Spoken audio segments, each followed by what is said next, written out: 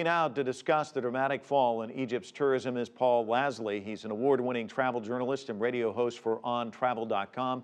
He joins us from Los Angeles. Paul, let me just first ask you, as you watch these images coming out of Egypt, what do you think about in terms of tourism?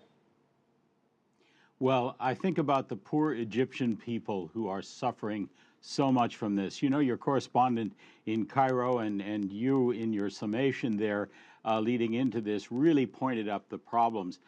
They're predicting about 9.5 million visitors this year. I think it will be lower than that.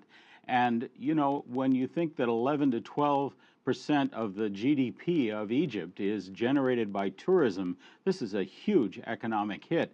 But it's more than just the national economic hit. It's the hit on the individuals, those people who work on those Nile boats, who work as guides at Luxor, that work in all aspects of the tourism industry, and then it filters down. The people that they buy their bread from suffer because there's less money in the economy because of tourism. But it's a very difficult situation right now, and I think it's anybody's guess where this is all going because it's rapidly evolving. And for tourism, that's a very, very difficult thing. Tourism thrives under a stable, fairly predictable economic situation and political situation, and this is anything but that. Paul, the interim president has to be looking at these images going out of these clashes and thinking, geez, this is going to not help us in terms of luring visitors back.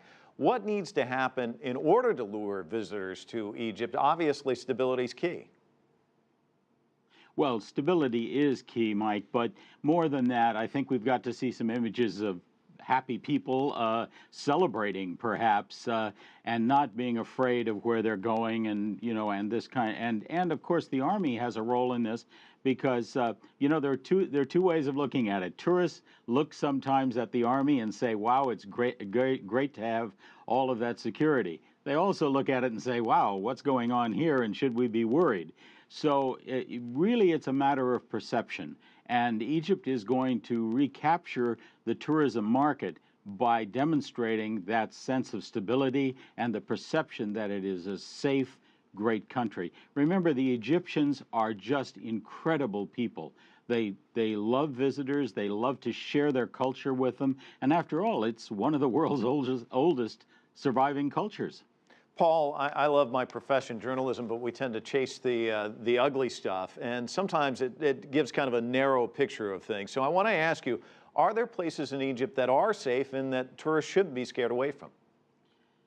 Well, right now, the beaches, Sharm El Sheikh and the beaches and resorts along the Red Sea have not seen any problems whatsoever, and rates are very good right now. I think it's very much an individual matter whether you want to travel to Egypt, but yes, the Red Sea resorts are safe as far as anybody can tell. And the other thing is places like Luxor and the Valley of the Kings and other major tourist attractions in Egypt have not really seen any problems. I was reading this morning in one of the British newspapers that someone who was just back from Luxor said it was the best time he'd ever had there. There were no crowds.